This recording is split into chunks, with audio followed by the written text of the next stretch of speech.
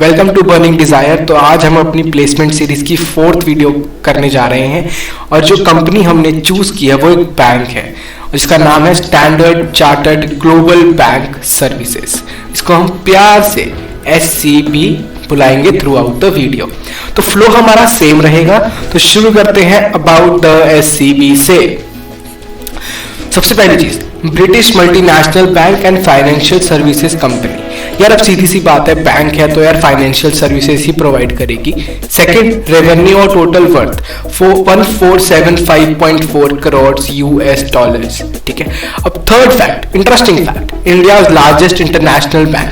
तो SCB को India's largest international bank declare किया गया है। अब ऑफिसेस इन इंडिया की बात करते हैं। तो ऑफिसेस इन इंडिया ना यहाँ पे लिखा है 100 ब्रांचेस इन 42 सिटीज। अब इन ब्रांचेस से मेरा मतलब है मिक्स, ऑफिसेस भी और इनकी बैंक की ब्रांचेस भी। बट मोस्टली जो कॉलेज में हायर करती है वो चेन्नई और बैंगलोर, इन लोकेशन के लिए हायर करती है। ठीक है। अब फुल टाइम के लिए आती है या इंटर्न के लिए आती है, तो ये जो फाइनल ईयर में है उनके लिए तो FTE है, लेकिन जो प्री फाइनल ईयर में है उनके लिए इंटर्नशिप प्रोवाइड करती है और वो होती है 2 मंथ्स इंटर्नशिप जो आप समर में कर सकते हैं अपने। रोज कौन से ऑफर करती है, तो रोज की तरह बाहर लगी हुई है। सबसे पहली चीज टेक्नो बैंकर। ठीक है। SWE से हमारा यहां मतलब है सॉफ्टवेयर इंजीनियर। Software engineer. ठीक है। Second, analyst. अब यार बैंक है तो एनालिस्ट की जरूरत तो पड़ेगी ही। Third, cyber security role. तो जब भी ये आपके कॉलेज में आएगी तो ये एक JD प्रोवाइड करती है। उस JD में साफ साफ मेंशन होगा कि यार ये टेक्नो बैंकर के लिए आई है या ये एनालिस्ट के लिए आई है या फिर ये साइबर सिक्योरिटी रोल के लिए आई है। अब CTC और स्टाइपेंड की बात करें तो CTC जो प्रोवाइड करती है वो है 12 LPA। अब इसका डिस्ट्रीब्यूशन कैसा है, 10 LPA 10 लाख जो है वो इसका बेस होता है, 1 लाख जो है इसका ज्वाइनिंग बोनस होता है और 1 लाख जो होता है इसका रिलोकेशन होता है। यार अब ये जो ज्वाइनिंग बोनस होता है ना, ये ज्वाइनिंग बोनस भी हो सकता है और ये वेरिएबल अमाउंट भी होती है।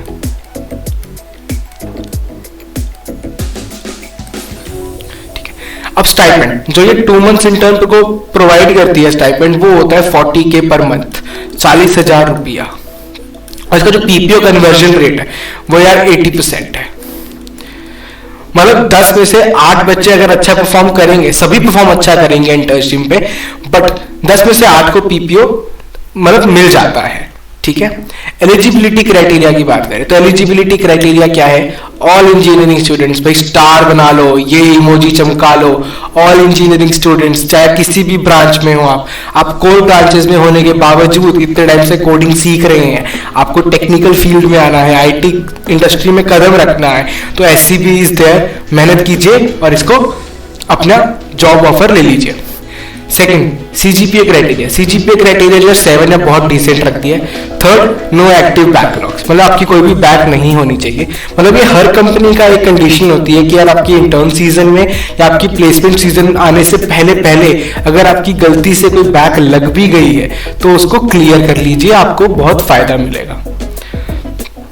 प्रोसेस ऑफ रिक्रूटमेंट, तो यार ऑनलाइन टेस्ट की बात करते हैं तो सबसे पहला ना इनका एक बिहेवियरल राउंड होता है, साइकोमेट्रिक टेस्ट होता है 30 मिनट का। ठीक है। अब यार वहां पे ना एक बाउंडेशन नहीं होती ऐसी कि आपको 30 मिनट के अंदर अंदर खत्म करना है। 30 मिनट के अगर आप ज्यादा भी ले लेंगे तो भी वो टेस्ट चलता रहेगा। ठीक है। बट यार एक ट्रिक है यहाँ पे, वो ट्रिक ये है ना कि अगर आपने 30 मिनट के से ज्यादा ले लिया ना तो आपको आ जाएगा रिजेक्शन मेल। लेकिन आपने 30 मिनट के अंदर अंदर कर दिया ना, फिर चाहे आपने कुछ भी किया उसमें, तो आपको आ जाएगा selection mail for the round 2। तो यार ये ध्यान रखना है कि जितना भी टाइम उन्होंने मेंशन किया हुआ है उतने टाइम में आपको वो टेस्ट कंप्लीट करना है ताकि आप अगले राउंड तक पहुंच सकें। अब सेकंड बात करते हैं सेकंड राउंड की। जो फर्स्ट राउंड से पार होके सेकंड राउंड में आते हैं तो उनके लिए होता है कोडिंग टेस्ट तैयार।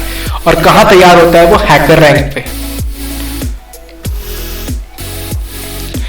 हैकर रैंक पे वो कोडिंग टेस्ट होता है। अब ये 2 या 3 से होता है, कई कॉलेजेस में 2 क्वेश्चन पूछे, कई कॉलेजेस में 3 क्वेश्चन पूछे, 90 मिनट्स का वो टेस्ट होता है। ठीक है। अगर 2 क्वेश्चन है तो यार एक होगा इजी टू मेट और दूसरा होगा मेट टू हार्ड। अगर 3 क्वेश्चन है तो यार ऐसा डिस्ट्रीब्यूशन होगा 1 इजी 1 मेट 1 हार्ड। ठीक है, तो be prepared with hard questions also and be prepared with your DS skills also. ठीक है, अब इंटरव्यूज की बात करते हैं। शॉर्ट लिस्ट तो हो गए, तो इंटरव्यूज है वही 2 टेक्निकल इंटरव्यू होते हैं एंड देन एक एचआर इंटरव्यू होता है। या तो यार एससीबी एक ऐसी कंपनी है ना जिसके ना इंटरव्यूज डिपेंड करते हैं इंटरव्यूअर पे कि वो आपसे क्या पूछना चाहता है। अब ये फिक्स्ड नहीं है कि वो आपसे डीएसए ही पूछेगी, ये फिक्स्ड नहीं है कि वो आपसे प्रोजेक्ट बेस्ड क्वेश्चन पूछेगी, ये भी फिक्स्ड नहीं है कि वो आपके टेक से क्वेश्चन पूछेगी कि आपको यार क्या क्या टेक एंड टूल्स आते हैं। ठीक है, तो मोस्टली 90% जो इंटरव्यू होता है वो सराउंड करता है आपके रेज्यूमे प्लस प्रोजेक्ट पे। प्रोजेक्ट पे मेनली वो प्रोजेक्ट पे फोकस करते हैं क्योंकि आपको कंपनी में जाके एक बड़े बड़े प्रोजेक्ट्स में काम करना है, तो वो आपके प्रोजेक्ट स्किल्स देखते हैं कि आपने जो प्रोजेक्ट बनाए हैं वो कितनी अहमियत रखते हैं और उनके पीछे आपने कितना ब्रेनस्टॉर्मिंग किया हुआ है। तो टेक्निकल इंटरव्यू में जो मोस्टली आज क्वेश्चन होते हैं वो होते हैं कोडिंग क्वेश्चन पूछे जाते हैं, ऊप्स कंसेप्ट पे और सीएस फंडामेंटल्स पे।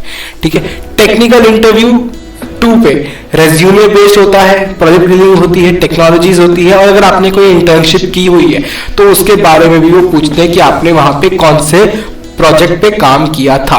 फिर होता है आपका एचआर इंटरव्यू। तो एचआर इंटरव्यू यार बेसिकली कुछ लोगों के लिए ये टेक्निकल भी हो जाता है क्योंकि वो थोड़ा सा आपके प्रोजेक्ट पे चले जाते हैं। कुछ लोगों के लिए टोटली एचआर होता है जो पूछता है आपकी हॉबीज क्या है, आप रिलोकेट कर सकते हैं, आपकी इंग्लिश जानना चाहते हैं कि आपकी कितनी फ्लुएंट इंग्लिश है, तो कॉन्फिडेंस से इनके आंसर्स देने होते हैं और आपका एचआर इंटरव्यू हो जाता है। बट एससीबी कई कंपनीज में ऐसा भी केस है कि यार आप एचआर से रिजेक्ट हो सकते हैं, तो एचआर राउंड को हल्के में नहीं लेना है।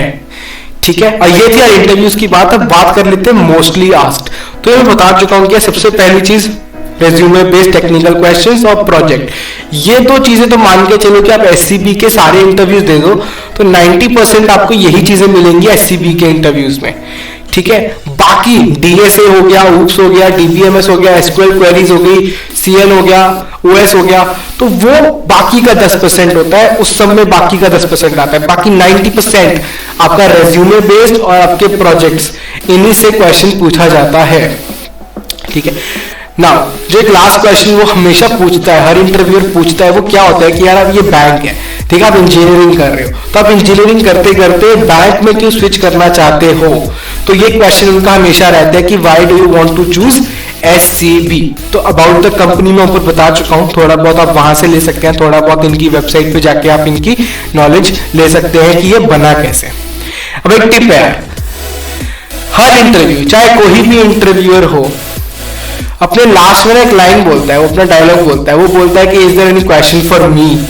तो यार वो ना एक मीनिंगफुल क्वेश्चन अपना प्रिपेयर रखो, एक नहीं 2-3 मीनिंगफुल क्वेश्चन प्रिपेयर रखो जो कि आप इंटरव्यूअर से पूछ सको। अब वो क्वेश्चन ना मीनिंगफुल मैं क्यों कह रहा हूं कि यार फालतू के क्वेश्चन पे नहीं होने चाहिए। मीनिंगफुल से मेरा मतलब है कि यार वो वर्क लाइफ बैलेंस पे होने चाहिए, वो आपकी ग्रोथ पे होने चाहिए, वो आपकी इंडस्ट्री पे होने चाहिए, वो आपकी प्रोफाइल पे होने चाहिए, वो कंपनी के बारे में होनी चाहिए, या कोई एक सिंसियर डाउट होना चाहिए किसी भी टेक्नोलॉजी या किसी भी टूल का। ठीक है, फालतू में नहीं पूछना है, ना कि आपको अपना फीडबैक मांगना है इंटरव्यू का, बिकॉज वो फीडबैक जो होता है वो आपका सिलेक्शन ही होता है। अगर आप सिलेक्शन हो गए यानी कि फीडबैक अच्छा है, अगर आप सिलेक्ट नहीं हुए हो तो कई कंपनीज मेल के थ्रू फीडबैक प्रोवाइड करती है, कई कंपनीज नहीं करती है। ठीक है, तो मीनिंगफुल क्वेश्चन पूछना है उनसे। सो गाइस, ये थी हमारी एससीबी की इनसाइट्स। तो मिलते हैं नेक्स्ट वीडियो में, तब तक के लिए प्लीज लाइक शेयर सब्सक्राइब करते रहिए और अमेजिंग वीडियोस का वेट करते रहिए। तो मिलते हैं नेक्स्ट वीडियो में। Thank you guys.